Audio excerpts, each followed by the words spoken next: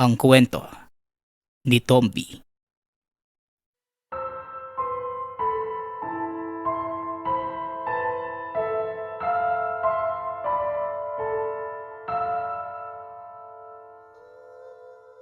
Ang kwentong ito ay hango sa totoong buhay. Mula ito sa isa nating tagapakinig na itago na lang natin sa pangalang Hiner. Walang eksaktong taon. Probinsya ng Iloilo. Babahedor. Yan ang bansag sa mga lalaking hindi nakukontento sa isang babae. Yung tipong makakita lamang na nakapalda, kaagad nang liligawan kahit hindi kakilala. Nasa 20 taon pa lamang si Hiner na mga panahong ito. Madalas itong nababara ng tiyuhin. Hindi lamang isa o dalawa, kundi kahit sinong babae sa lugar ay naging nobya na nito. Pero hindi naman tumatagal. Uli lang lubos na si Hiner. Tangi si Tio Osmo na lamang ang kasama sa buhay. Isang matandang binata na lasinggero. May malapad itong taniman ng nyog kaya doon nila kinukuha ang pangkonsumo sa araw-araw. Iyo, paano naglalakbay ka na naman kagabi ah? Sa susunod, isama mo yung tsuhin mo nang sa ganon eh. Makabingwit naman ang dalagang bukid. Magkabaligtad kayong dalawa eh. Kilala ko yung nililigawan mo. Pero iyo, mag-iingat ka ha. Kilala ko ang nanay nun. Wika ni Pepe, kaibigan ng tiyuhin. Yan nga din ang pinagtataka ko sa batang yan. Ang dami namang pwedeng ligawan. Pero bakit yung anak pa ni Celia ang natipuhan?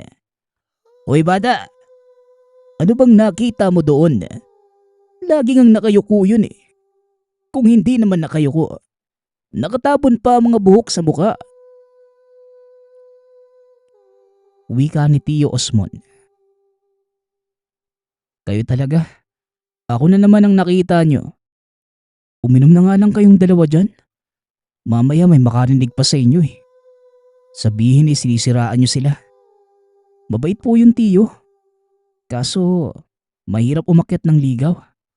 Ang daming aso sa bahay ni Lolo Badong eh. Kakaiba nga yung matandang yun. Akalain mo hating gabi na eh. Nagbabasa pa rin ng comics. Nakikita pa kaya niya yung binabasa niya? Tugon ni Hiner. Ibang klase yung si Lolo Badong no? Sa pagkakaalam ko, 80 na yan. Pero hindi man lang nagsasalamin. Pero binggit hindi nakakalakad na maayos. Nililiis mo lang ang usapan eh. Wala namang masama sa banligaw. Pero doon naman sa nahing tao. Muling wika ni Pepe. Anong hindi Tio? Nakita ko kagabi. Parang malakas naman. Siguro dahil puyat kaya mukhang mahina sa umaga. Tsaka bakit naman po lahing tao? Mabait naman po yun si Marie. Sa lahat ng niligawan ko, sa kanya nga lang po ako nahirapan eh. Bukod sa malayo ang bahay niya, nakakatakot yung aso ni Lolo Badong. Nasa mismong bungad pa naman. Pero wag po kayo mag-alala.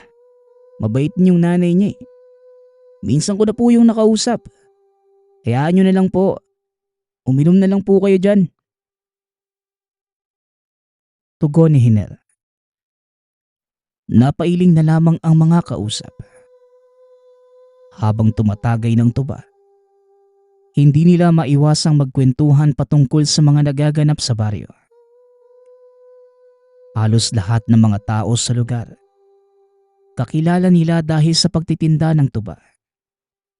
Madalas, hating gabi na nagsasarado ang magtiyuhin dahil marami pang tumatambay na umiinom kahit hating gabi. Hindi naman mahigpit ang kapitan ng lugar. Malaya ang mga taong magsaya hanggat hindi ito nagiging dahilan ng gulo at problema. Magdadaos ng kapiestahan ang kabilang baryo. Halos 2 bundok ang pagitan. Ngunit umaabot sa kanila ang mga tanggero ng tuba upang mamili. Nagkataong si Hiner ang nakatoka sa pag-deliver. Mula besperas hanggang sa kapiestahan ang magiging serbisyo. Hiner, ibigay mo na sa akin ang susunod na araw. Walang aalalay sa akin. Hindi naman natin pwedeng basta nalang isarado ang pesto dahil sa mga order. Ikaw ang maghahatid. Mga 15 galon din yun. Hindi ko naman matanggihan ng mga kakilala ko. Alam kong merong kasiyahan pero sana matapos na muna natin ang trabaho bago ang lahat. Maaari ba yun? Wika ni Tio Osmon. Opo naman Tio. Pero kaya ba natin makakuha ng ganong kadami? Tsaka pala Tio, nagyaya si Marie kung pwede doon ako maghapunan sa kanila. Gusto daw po ako makilala ng lubusan ni Aling Celia eh. Huwag po kayo mag-alala Tio. Uwi din po ako kagad. Tugon ni Hiner. Kaya naman natin yun. Naalala mo nung nakaraang taon. Hapunan. Abay akala ko ba nakilala mo na ang nanay niya? O siya sige. Hindi bale. Huwag ka lang masyadong magpapagabi. Alam mo namang may kalayuan ng lugar. Magbaong ka na din ng kalamansi. Hindi mo alam kung ano mga sangkap ng kakainin mo. Alam kong hindi kita mapipigilan pero ang akin lang naman. Hindi tayo sigurado sa katauhan ni Celia at anak niya. Basta't mag-iingat ka. Yun lang ang gusto ko. Kung may gusto din yung dalaga sa'yo, siya mismo ang poprotekta sa'yo. Tugon ni Tio Osmon. Ang drama mo naman po Tio. Huwag po kayo mag-alala. Ayos lang naman po ako eh. Alam ko pong kapakanan ko lang ang inaalala mo. Ipanatag mo po ang loob mo Tio. Mamaya hiramin ko ang isang aso ni Lolo Badong na may mga kasama ko. Papairam kaya niya yung Tio? Biro ng binata. Nagtawanan ang magtsuhin. Hindi pa rin nagpakampante si Tio Osmon. Sa lahat ng niligawan ng binata, ngayon lang ito nakaramdam ng kakaiba. Hindi pa tapos sa pagliligpit ay kagad nang nagpaalam ang binata. Medyo may kalayuan ang lalakarin pero baliwala ito sa kanya. Marating lamang ang tahanan ng dalaga. Habang naglalakad, nagpitpit ito ng isang dipang sanga ng puno. Alam niyang nakabantay na ang mga aso sa daan. Malayo pa lamang ay narinig na niya ang pagtahol. Ngunit bago pa man makalapit ang aso, biglang lumabas ang matanda na may dalang comics. Lolo, pasensya na po makikidaan lang ako. Naistorbo ko yata ang pagbabasa niyo eh. Buti na lang lumabas po kayo. Wika ni Hiner. Basa. Hindi naman naulan. Hoy lalaki, saan ka pupunta at padilim na? Delikado pa akyat dyan sa lugar. Baka mapano ka. Tugon ni Lolo Badong. May pupuntahan lang po dyan sa may taaslo. Lagi po ako nadaan dyan eh. Ngayon nyo lang po ako napansin. Tsaka, pwede po bang mahiram yung isang aso nyo? Tanong ni Hiner. Abay bakit ka sumisigaw? Galit ka ba? Pansit. Sino nagluto ng pansit? Aso. Na paano ang aso? Iho, bantay ng lugar yung mga aso ko.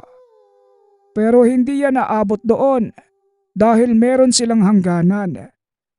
Eto, may ibibigay ako sa'yo. Sa oras na mangailangan ka ng tulong, tawagin mo sila. Hipan mo lang yan at sigurado, kahit nasa tuktok ka pa ng lugar, mapupuntahan ka. O siya, sige na. Mag-iingat ka sa mga alagad ni Celia. Tugon ni Lolo Badong.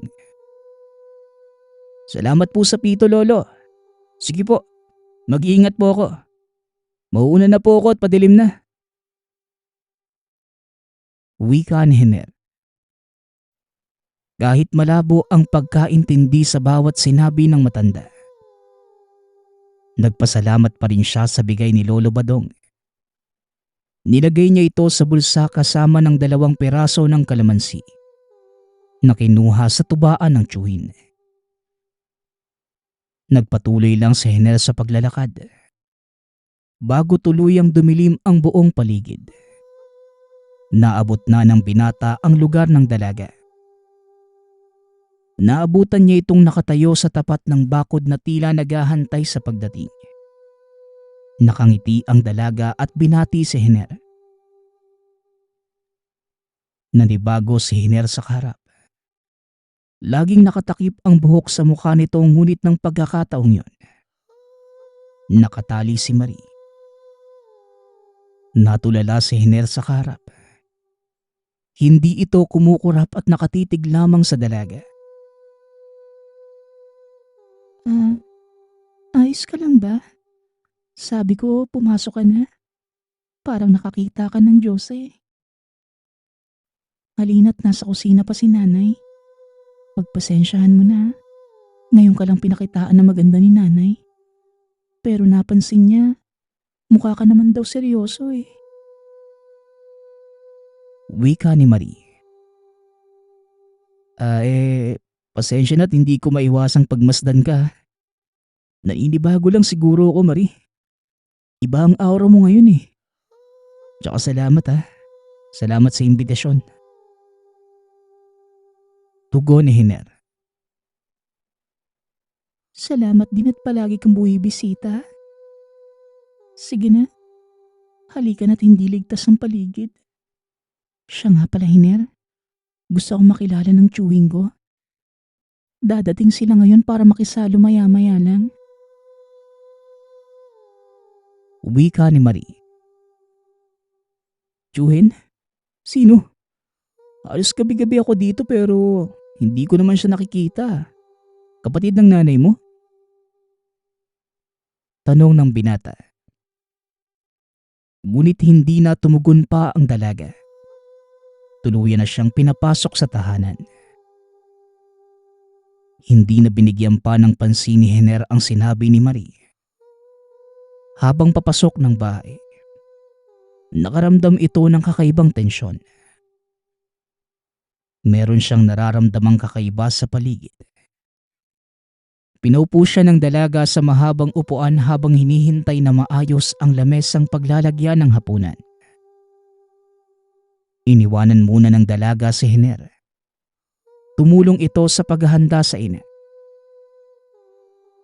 Habang naghihintay, hindi maiwasan ng binata na iikot ang paningin sa paligid.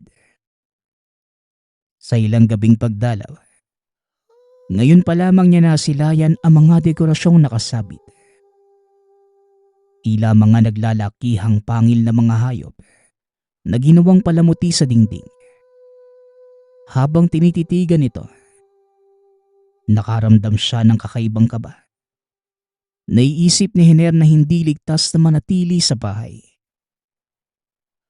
Ngunit pinili niyang manatili at lakasan na lamang ang loob. Gusto niyang ipakita na malinis ang intensyon niya sa dalaga. Natigil ang pag-iisip ni Hiner nang may taong sumulpot sa bintana. Mukha itong galing sa pag-aararo dahil sa mga putik sa damit. Hanggang sa may naamoy si Hiner na kakaiba. Hindi naman sarado ang pinto, kaya diretso itong pumasok ng tahanan. Biglang tumingin ang tao sa kinaroroonan niya. Galit at nanlilisik ang mga mata. Akmang lalapitan siya ngunit bigla na lang lumabas ang nanay ni Marie. Tumigil ka. Panauhin ko yan. Tsaka pumasok ka na nga sa banyo. Maglinis ka ng katawan mo, Dodoy. Nakakahiya naman sa bisita. Henner, pagpasensyahan mo na ang kapatid ko. Halika na't kakain na tayo. Wika ni Aling Celia. Akala ko pagkain. Celia, ito na ba ang sinasabi ng pamangkin mo? Mukhang malamya. Henner ang pangalan mo, hindi ba? Hanggang saan kaya ang tapang mo? Lahat ng dumadayo dito, nagiging hapunan ko. Kaya mag-iingat ka. Wika ni Tio Dodoy. Sabay tawa habang papasok sa banyo. Tio Dodoy, huwag mo naman pong takutin. Tsaka pakiusap, Tio. Ayusin mo na po ang sarili mo at sumabay ka na sa amin. Sabat ni Marie.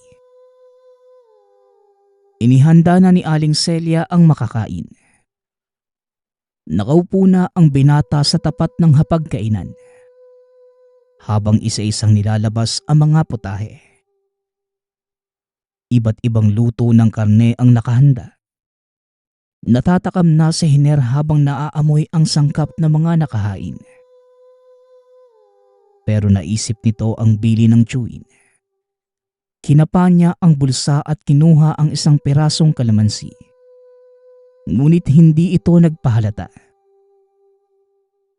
Inabutan siya ni Aling Celia ng kapirasong karne. Nakangiti ito habang pinapatikim ang niluto sa kanya. Nagkunwari siyang sinubo at nginuya ang karne. Malambot naman ito ngunit merong kakaibang lasa. Pasimple niya itong niluwas sa kutsara na hindi nahahalata. Dali-daling pinagaan ng kalamansi. Napatigil siya dahil biglang tumabi sa kanya ang tsuhi ng dalaga.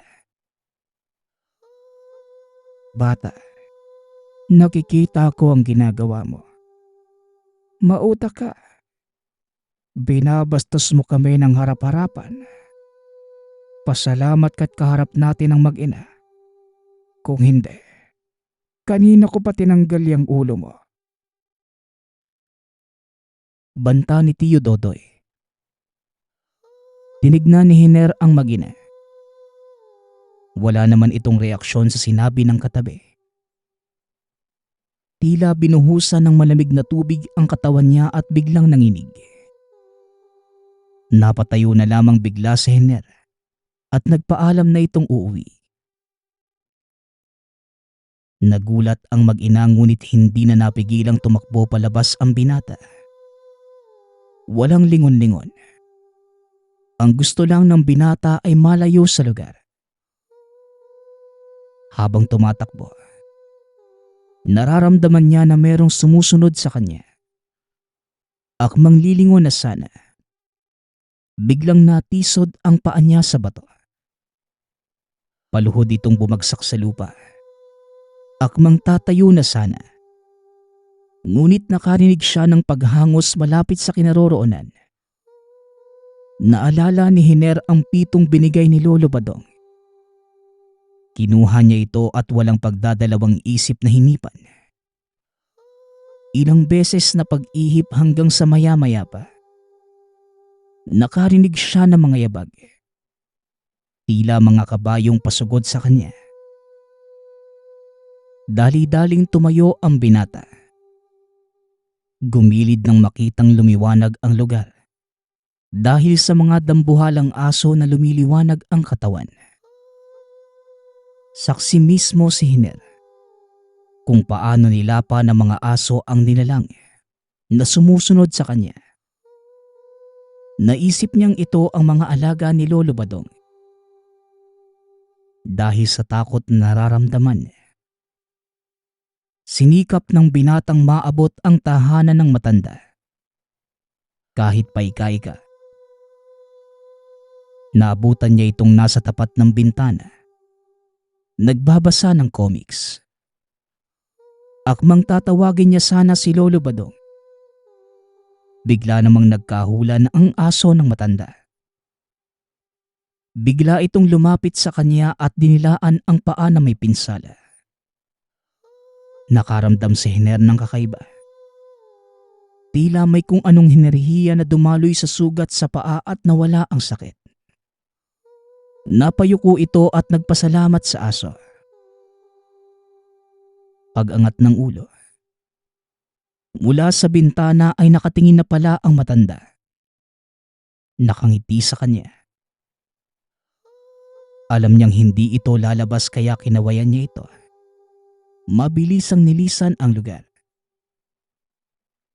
Pagkarating ng tahanan, hindi na ito nagbihis.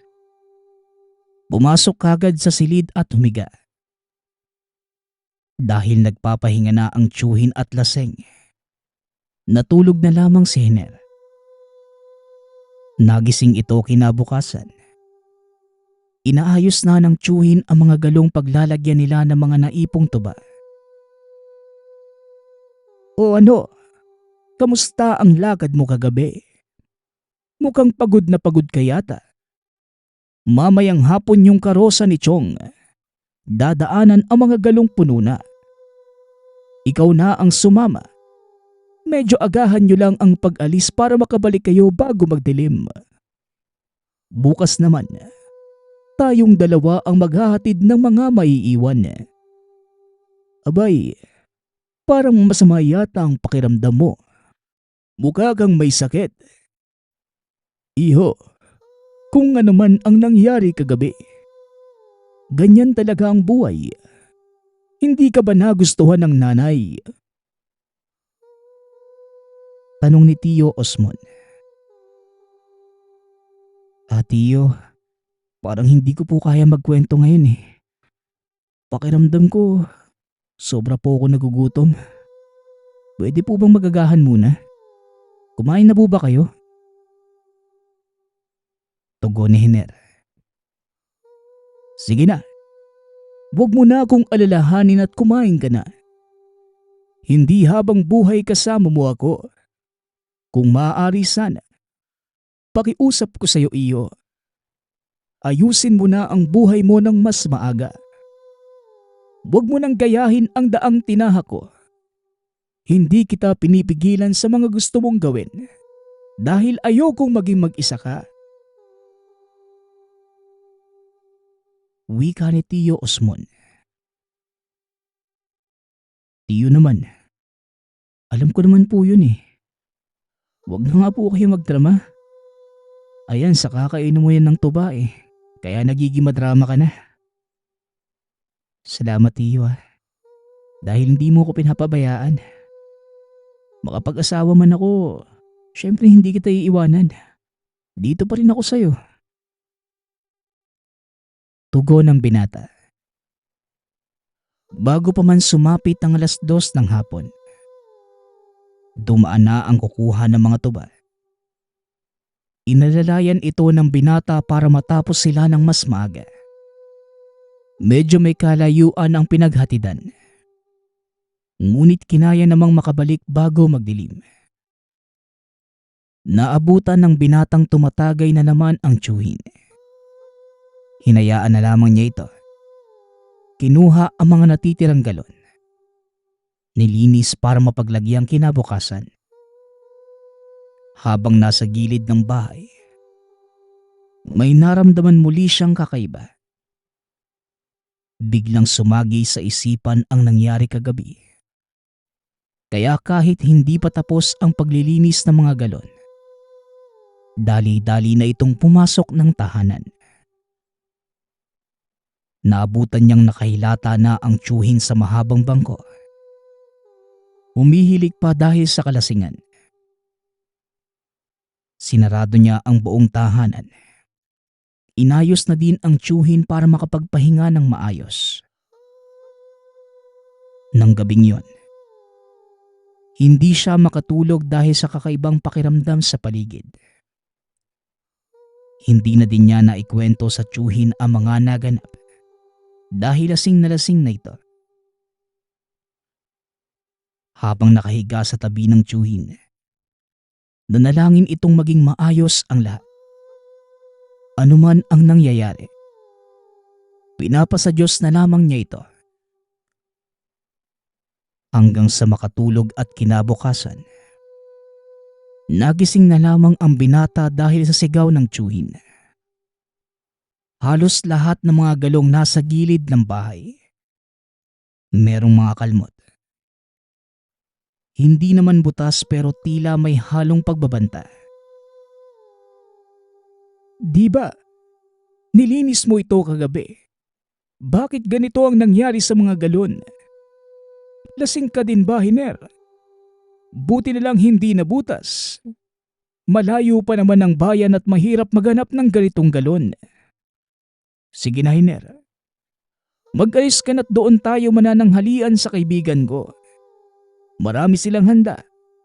Kaya maaga nating ihahatid ang mga natirang order. Wika ni Tio Osmon. Napatango na lamang ang binata. Alam niya sa sariling hindi ligtas ang buhay nila ng tiyuhin. Ang mga nakitang bakas, gawa ng nilalang na sumusunod sa kanya. Ngunit iniisip niya kung papaano. Nakita niya kung papaano nilapa ng malalaking aso ang nilalang. Tila sasabog na ang utak niya sa pag-iisip. Ni hindi man lang makatsyempo si Hiner para sabihin sa tiyuhin ang mga nangyayari. Bago umalis ng tahanan, nilagyan niya ng pangtali ang pitong binigay ng matanda. Ginawa niya itong kwintas dahil alam niyang gagabihin sila sa daan. Sinukbit na din niya ang karit ng tiyuhin. Tinali niya ito sa loob ng suot na damit para hindi mahalata. Mabilis namang tumakbo ang mga oras. Hindi na malaya ng binata na hating gabi na. Paekis-ekis nang maglakad ang tiyuhin.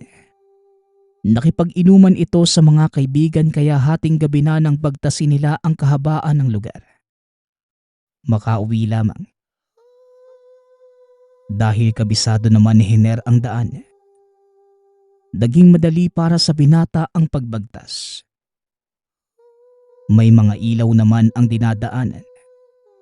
Ngunit malalayo ang pagitan kaya may lugar na madilim. Habang inaalalayan ang tiyuhin, hindi niya maiwasan na mapalingon sa likuran. Pakiramdam niya ay merong nakasunod sa kanila. Ilang sandali pa, biglang may humawak sa damit ng binata. Hinila ito paangat. Napatingala si Hiner. Nanlaki ang mga mata nang makita ang dambuhalang ibon. May mahabang pangil na tila kawangis ng paniki. Hindi niya binitawan ang tiyuhin, pero muntikan itong malaglag ng maalimpungatan. Mahigpit ang pagkakahawak ng binata, kaya naalalayan niya ito bago bumagsak. Kumuha ng buwelo si Hiner. Hinawakan ang pitong nasa leeg. Umihip ito ng maraming beses. Kinuha ang karit at hinambalos sa nilalang. Umeko sa buong lugar ang pag-atungal ng nilalang. Nabitawan siya nito at akmang lalayo na sa lugar. Hanggang sa bigla na lamang nagsidatingan ang mga alagang aso ni Lolo Badong. Hindi makapalag ang nilalang habang nilalapa ng mabangis na aso. Karga ng binata ang tiyuhing walang malay. Hindi na niya ininda ang bigat ng matanda. Tinakbo na ang daan. Halos maubos ang hininga ng binata makarating lamang sa tahanan. Laking pasasalamat niya na walang nangyaring masama sa kanila. Maliban na lamang sa tiyuhin. Tila nawala ito sa wisyo at hindi na makausap ng maayos.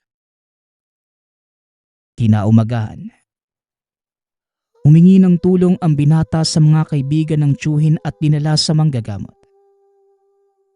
Ngunit ayon sa albularyo, Hindi na babalik sa dati si Tio Osmon. Tuluyan na itong nasiraan ng bait sa sobrang takot. Sa kasalukuyan, ilang taon nang patay ang tiyuhin. Nakapag-asawa na ito at nagkaroon ng 10 anak.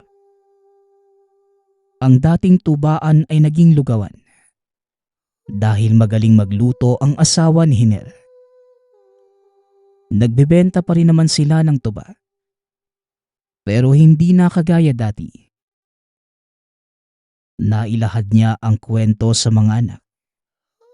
Itinabi niya ang pito sa kahon upang walang sino mang makagalaw. Hindi na niya ito sinauli kay Lolo Badong dahil sa mga nangyari. Binalikan pa niya ang bahay ng matanda. Ngunit wala ng tao dito. Laking pasasalamat niya kay Lolo Badong dahil hanggang ngayon, buhay pa siya. Lahat ng ito ay dahil sa pito ni Lolo Badong.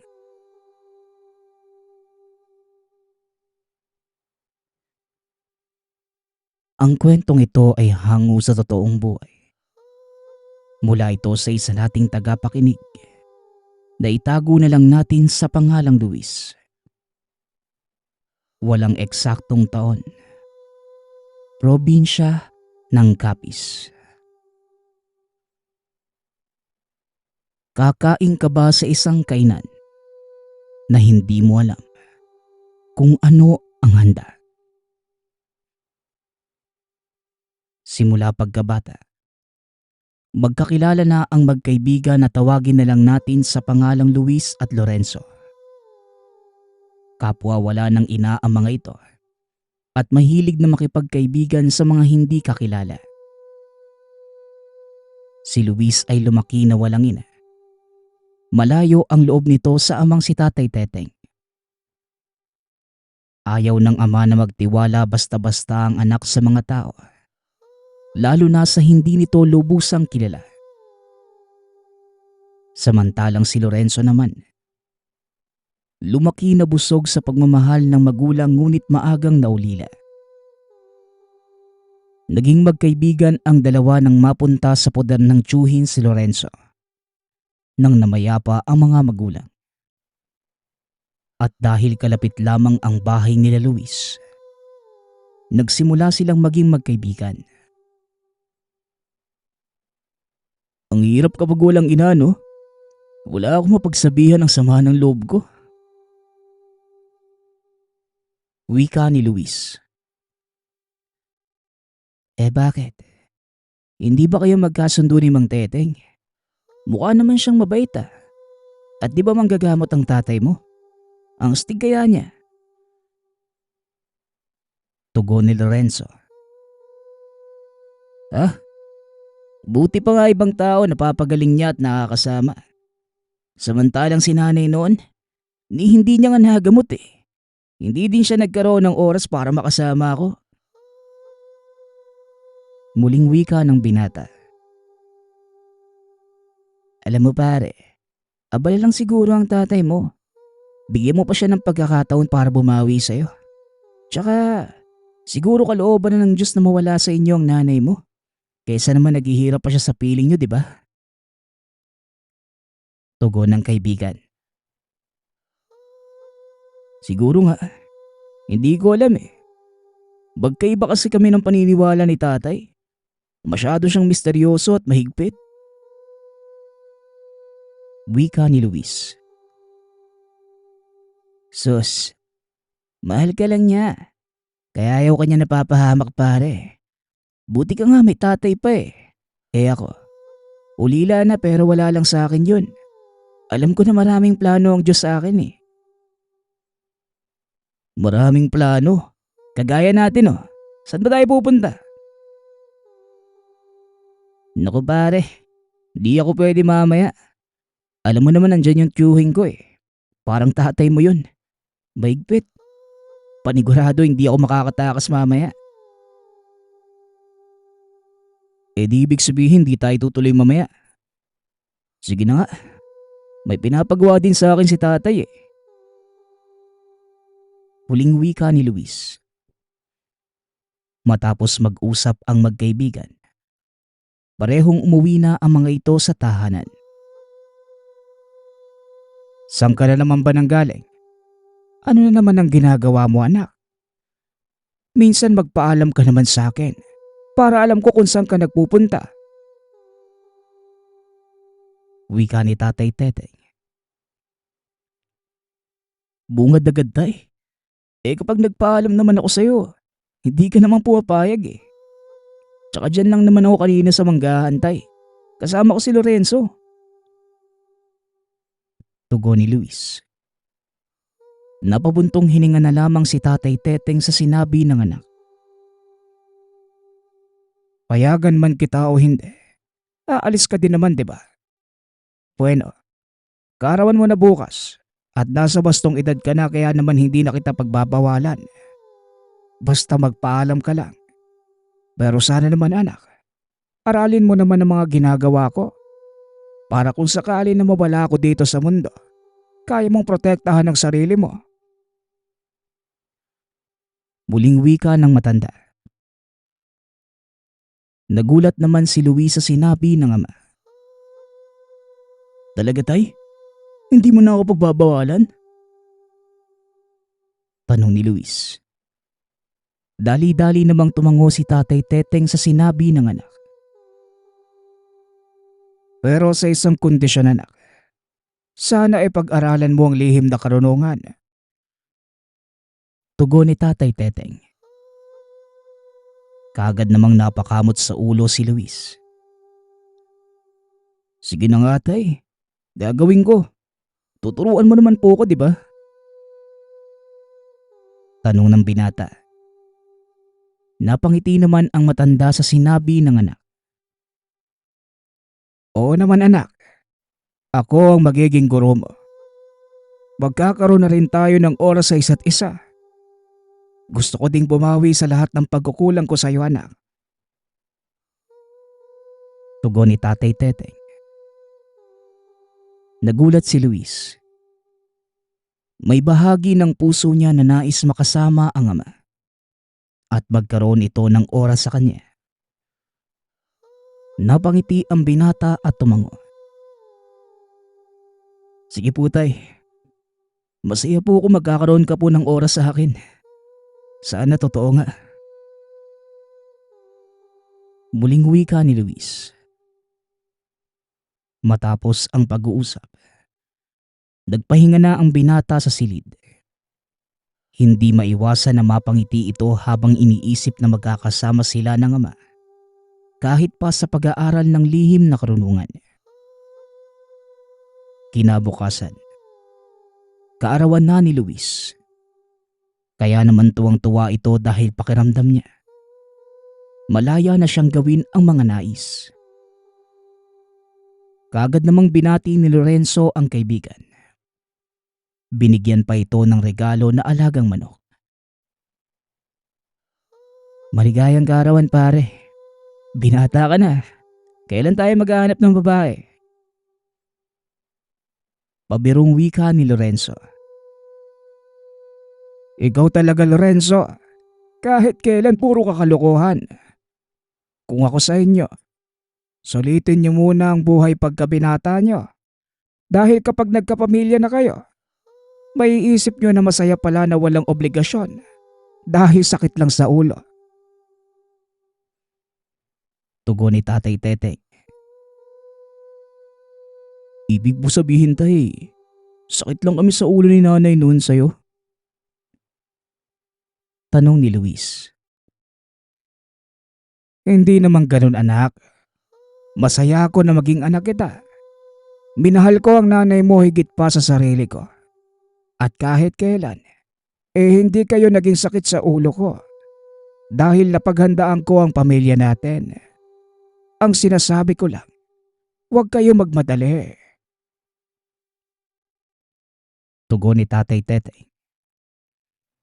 Napatango na lamang ang dalawa sa sinabi ng matanda. Pareho po kayo ng sinabi ni Tiyo. Siguro nga, hindi pa namin kayo nauunawaan kasi wala pa kami sa posisyon nyo eh. Pero salamat po sa payo ah. Tatandaan po namin yan. Di ba pare? Wika ni Lorenzo. Hindi naman nakapagsalita si Luis. Dahil dumaan mismo sa harapan ng tahanan ang isang napakagandang dalaga. Uy pare, ang ganda niya no? Bago lang ba siya dito sa baryo natin? Tanong ni Luis. Pare, si Becca yan. Dagiya ka. Binupormahan ko nga yan eh. Tugon ni Lorenzo. Sabay hataw sa balikat ng kaibigan. Doon lamang bumalik sa ulirat si Luis. Siya ba yung kinakwento mo sa akin na nililigawan mo? Langya pare, sobrang ganda pala. Wika ni Luis. Alam ko na yung ngiti mo ah. Huwag mo nang pormahan yan dahil binabakuran ko na yan eh. Tugon ni Lorenzo. Dali-dali namang sumingit si Tatay Teteng sa usapan ng dalawa. Ay nako kayong dalawa. Iwasan nyo nga magkagusto sa iisang babae. Dahil yan ang sisira sa pagkakaibigan nyong dalawa.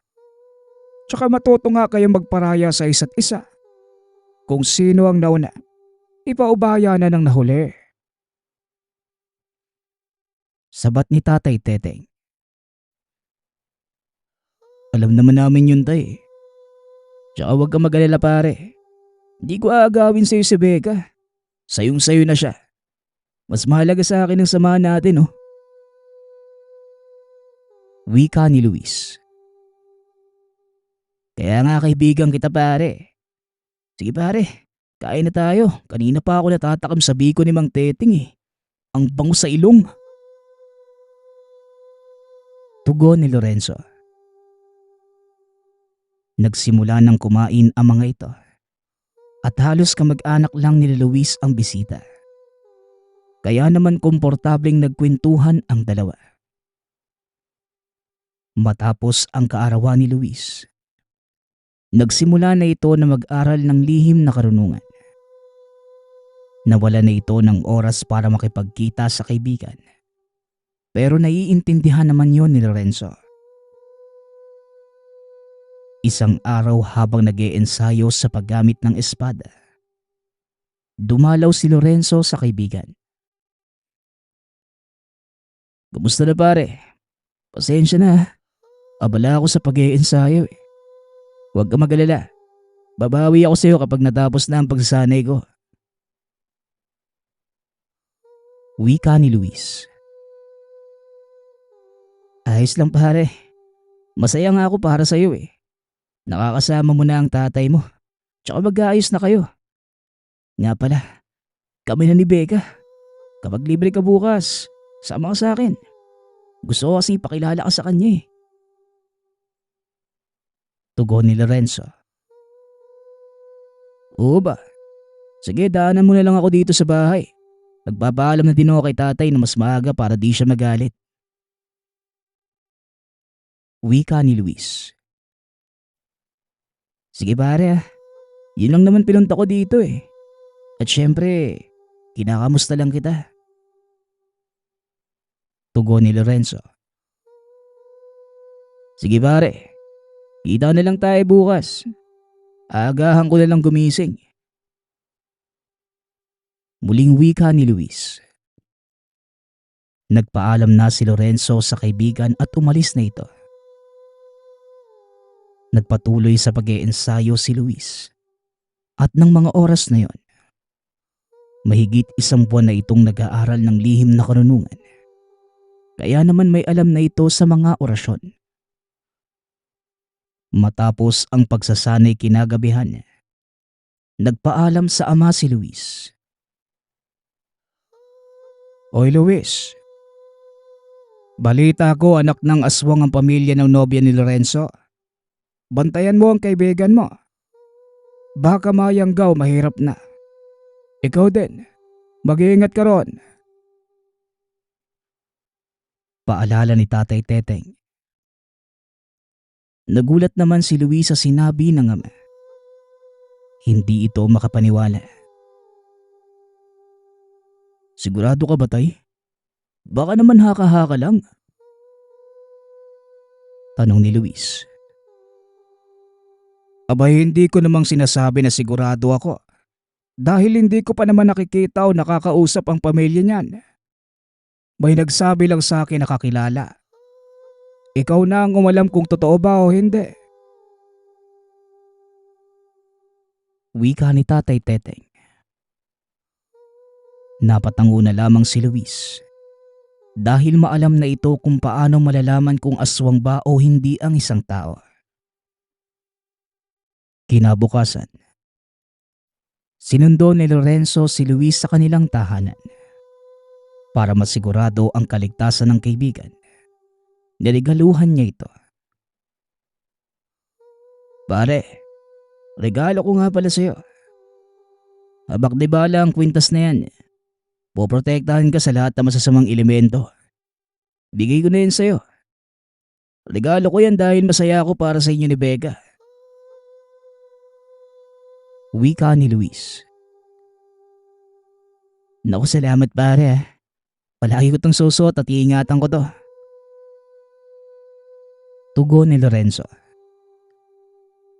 Matapos makapag-usap, nagpunta na ang dalawa sa tahanan nila Becca. At sakto naman dahil may handaan ang pamilya. Isinuot ni Lorenzo ang habak at tinago sa damit. Pagkarating sa tahanan nila Becca, sinalubong sila ng dalaga. Kaagad namang niyakap ni Lorenzo ang kasintahan. Ngunit bigla itong kumalas. Namutla ang mukha na kaagad namang napansin ni Luis. Kanina pa kita hinihintay. Sino siya? Tanong ni Becca. Siya nga pala yung kaibigan at kababata na din. Luis ang pangalan niya. Tugon ni Lorenzo. Tinignan naman ni Becca ang binata. Mula ulo hanggang paa at pekeng ngumiti. Masaya akong makilala ka. Palagi ka sa akin kinikwento ni Lorenzo eh. Pasok kayo sa loob. Sakto ka, arawan ng nanay ko. Wika ni Becca. Kaagad namang pumasok ang mga ito. Inalok si Luis na kumain. Pero hindi ito kumain kahit tumikin man lamang. Samantalang si Lorenzo, busog pa kaya naman hindi kumain ang magkaibigan. Ilang sandali pa ang lumipas. Kinausap ng magulang ni Becca si Lorenzo. Kaya naman naiwan sa labas si Luis. Dali-daling nag-orasyon ang binata. Nanlaki ang mga mata nito. Nang makita na nayanggaw ang pagkain. Dali-daling lumabas si Luis. Nagsuka ito dahil nakita niya ang uod sa mga ulam. Hinanap nito ang kaibigan upang balaan. Ngunit nakita niya itong kausap ang pamilya ni Becca. Hinintay pa ni Luis ang kaibigan. At nang matapos na itong kausapin, kaagad itong nilapitan ni Lorenzo. Pasensya na pare ah.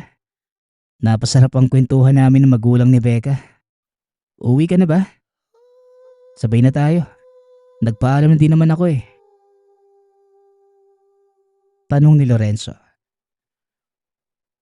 Napatango na lamang si Luis. Tahimik lang ito habang nasa daan.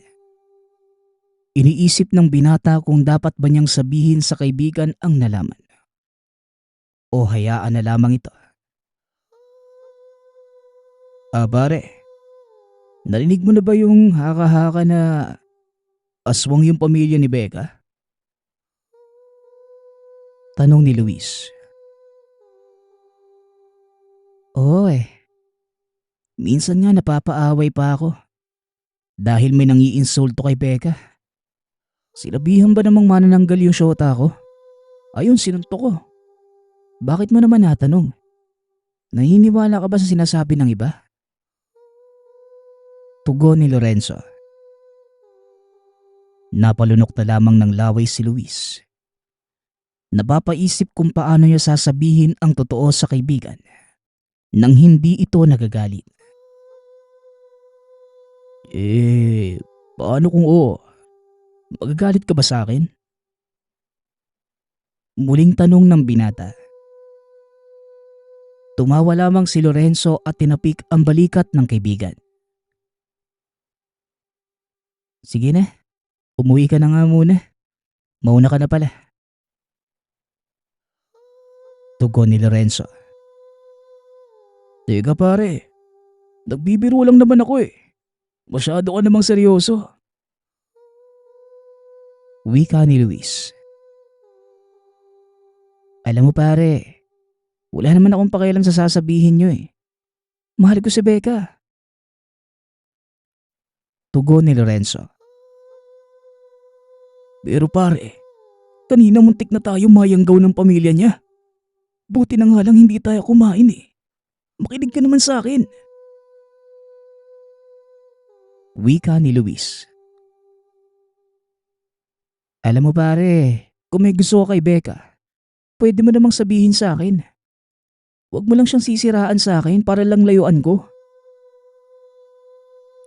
Tugon ni Lorenzo. Langya naman pare, hindi ako ganun ah. Bahala ka nga sa buhay mo. Maniwala ka sa sarili mo. Basta wag na wag kang kakain ng kahit na anong pagkain nila. Desisyon mo yan. Masaya ka dyan eh. Kaya ikaw ang bahala. Muling wika ng binata. Dahil sa inis, iniwan nito si Lorenzo at nauna nang umuwi.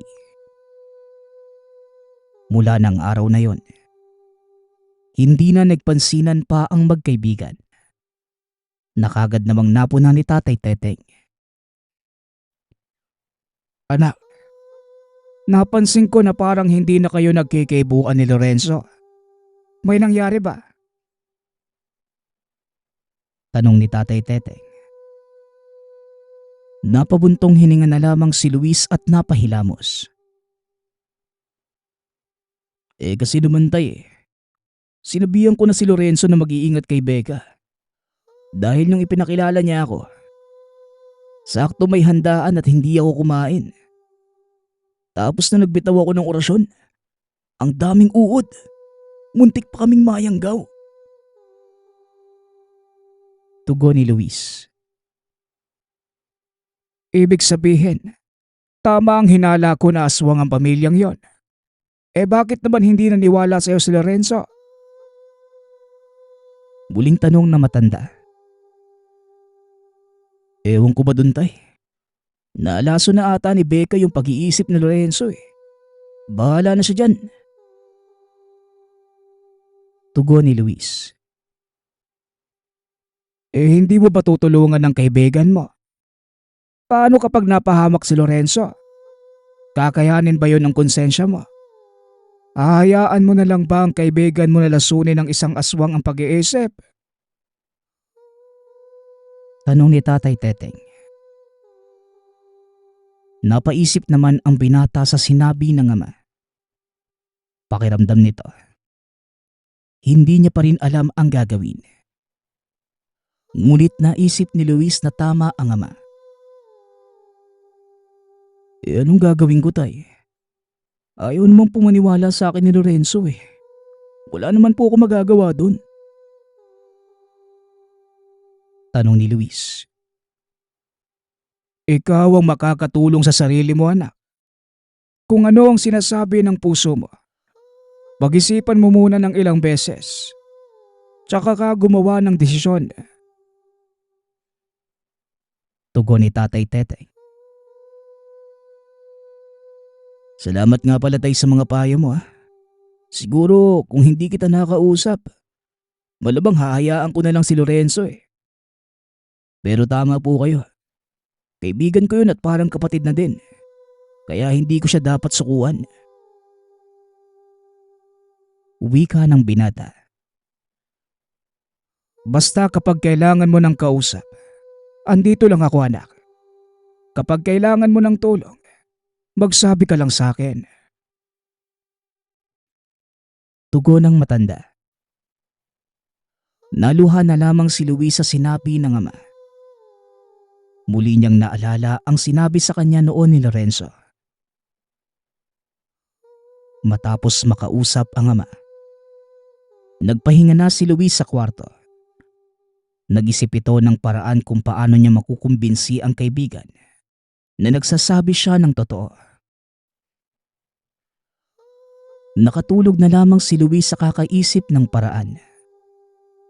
Kinabukasan, nagising na lamang ang binata sa tilaok na manok. Gaya na nakagawian, palaging nagdadasal si Luis at nag-eensayo saka ito nag-aalmusal. Pagkatapos kumain, tumambay ito sa pinagkikitaan nila noon ni Lorenzo. Ilang sandali pa ang lumipas ay bigla na lang dumating ang kaibigan. Aalis pa sana muli si Lorenzo, ngunit kagad itong tinawag ni Luis. Oy pare, ayaw mo ba talaga ako makausap? Nang dahil lang sa hindi pagkakaunawaan, iiwasan mo na ako habang buhay? Tanong ni Luis. Napatingin naman sa kanya si Lorenzo at napabuntong hininga.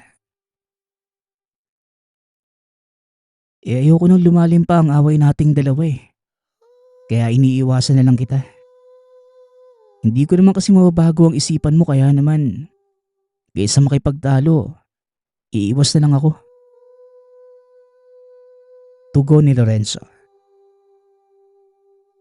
Matanong nga kita pare, di isang beses ba nagsinungaling ba ako sa'yo? Buwat na maging magkaibigan tayo, pinahamak ba kita?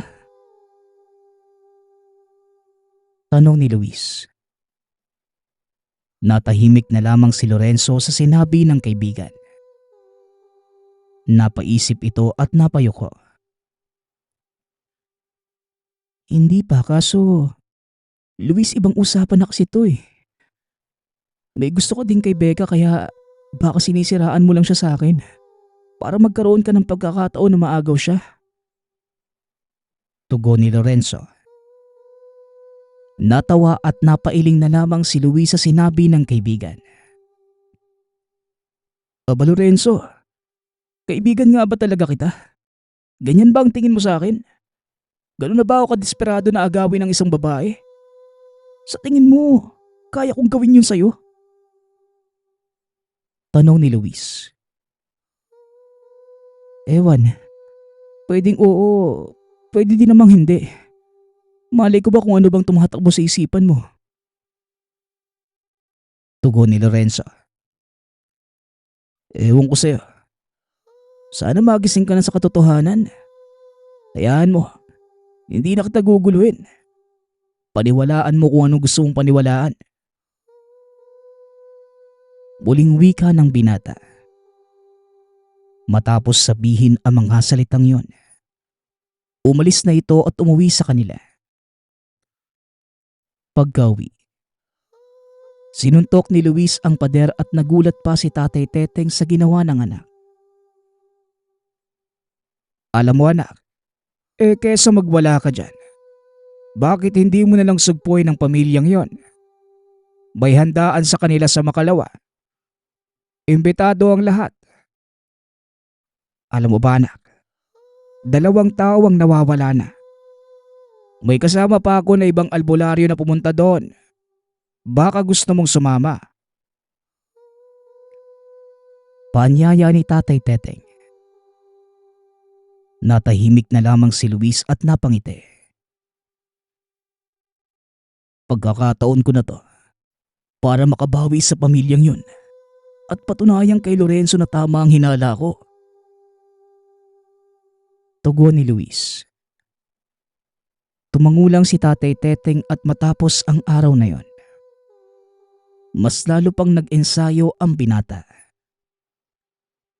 Isang araw habang pauwi sa tahanan, nasa lubong ni Luis si Becca. Hindi mo na mababago ang isipan ni Lorenzo kahit na anong gawin mo. Dahil sa akin lang yung makikinig. Kaya naman, mamaalam ka na sa pinakamamahal mong kaibigan. Dahil pagsapit ng kabilugan ng buwan, iaalay na namin siya.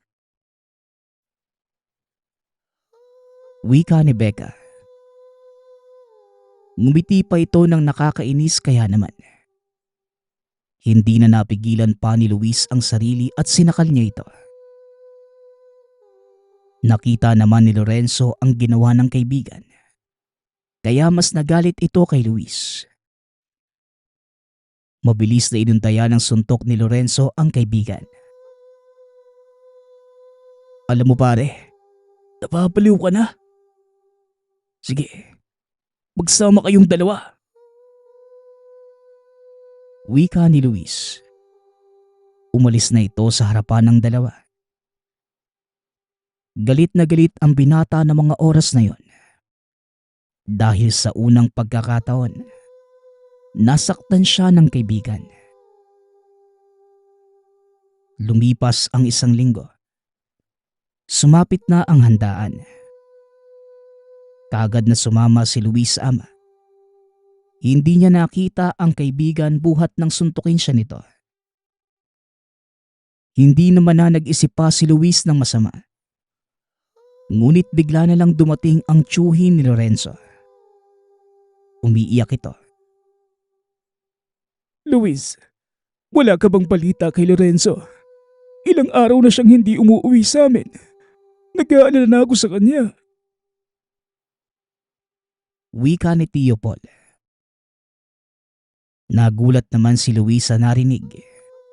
Dahil buhat ng sinuntok siya ng kaibigan. Wala na siyang balita dito. Nako, pasensya na po ah. Hindi na po kasi kami nag-uusap ni Lorenzo. Buhat na maging kasintahan niya si Becca. Sino po ba ang huling kasama ni Lorenzo? Tanong ni Luis. Nagpaalam sa akin si Lorenzo na magkikita daw sila ni Becca. Pero di na siya bumalik. Nang tanungin ko naman si Becca, hindi daw sila nagkita. Sana matulungan mo kami, Luis. Tugon ni Tio Paul. Kaagad na rumihistro sa isipan ni Luis ang sinabi ni Becca. Kaya naman hindi na ito sumagot pa. Tumango na lamang si Luis at sumama sa ama. Habang nasa daan, napansin ni Tatay Teteng na tahimik ang anak. Anak, ang tahimik mo naman yata. May gumugulo ba sa isipan mo? Tanong ni Tatay Teteng. Malalim na napabuntong hininga si Luis saka ito tumingin ng seryoso sa ama. Tay, baka na paano na po si Lorenzo? Hindi ko na po sana siya pinatulan nung araw na yun. Inintindi ko na lang sana siya. Tugon ni Luis. Hindi mo kasalanan yung nangyari, anak. Huwag kang mag-alala. Hindi ba nabigyan mo ng habak si Lorenzo? Poprotektahan siya nun laban sa mga aswang. Muling wika ng matanda. Kahit papano, gumaan ang kalooban ni Luis. Isinantabi na muna nito ang iniisip. Habang nasa daan papunta sa handaan, bigla na lamang may sumulpot sa harapan ni Luis. Nanlaki ang mga mata ng mag-ama nang makita si Lorenzo. Sugatan at duguan ang binata. Luis, Mang Teteng, tulungan niyo po ako. Kakainin po ako ng mga aswang. Iaalay po nila ako sa apoy. Wika ni Lorenzo. Dali-dali namang inakay ng mag-ama si Lorenzo samantala ang iba ay nagpatuloy.